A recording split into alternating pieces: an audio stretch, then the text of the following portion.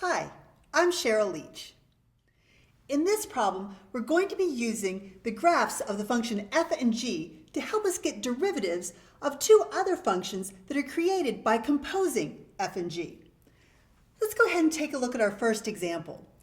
I want to find the derivative of h at 1, and I know that h is created by composing f and g.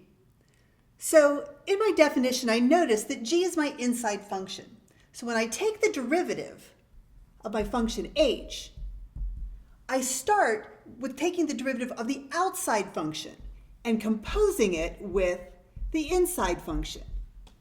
And then, by what we call the chain rule, I need to multiply by the derivative of the inside function. So I'll multiply by g prime of x. Okay, I have my setup now. I'd like to find the derivative of h at 1.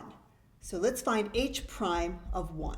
That's going to be f prime of g of 1 times g prime of 1. Okay, now we can go ahead and use our graph. The first thing I need to find is g of 1. I'm going to go over to my graph.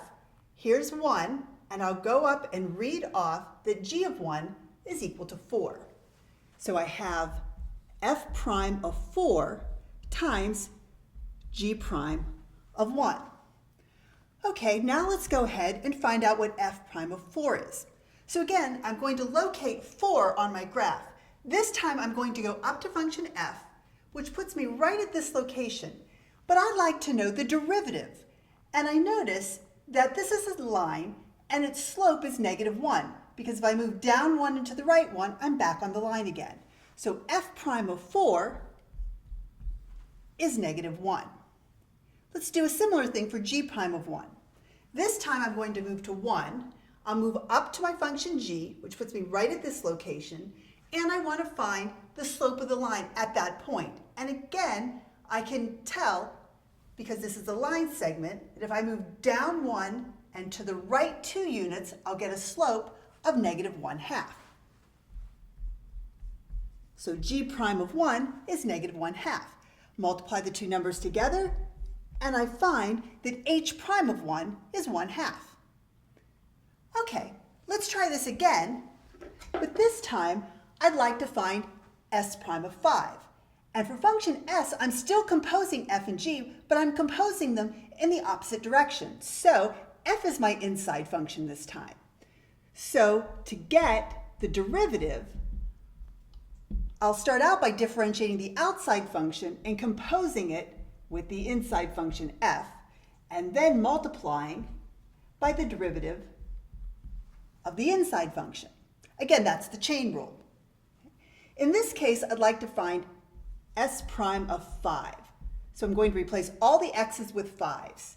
So I have g prime of f of 5 times f prime of 5. Okay, the first thing I need to do is figure out what f of 5 is. So let's go back over to my graph. I'm going to locate 5 on the x-axis and read off the function value for f. So that should take me right to 6. So I'm going to have g prime of 6 times f prime of 5.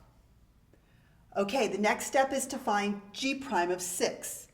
Again, I'll go over to my graph. I'll locate 6 on my x-axis. I'm going to go up to function g, which puts me right at this point, and I need to find the derivative at 6. Now, something a little unusual is happening. What's the derivative? I'm not on a line segment exactly. I'm at the end of this horizontal line segment and the beginning of this line segment that has negative slope. So what's the derivative? Well, remember, the slope is defined as a limit, and I have to be approaching the same thing from either direction. And so what's happening here is my function g is not differentiable at 6. So that means that my derivative does not exist. So I can't answer this particular problem. I hope that was helpful. Thanks.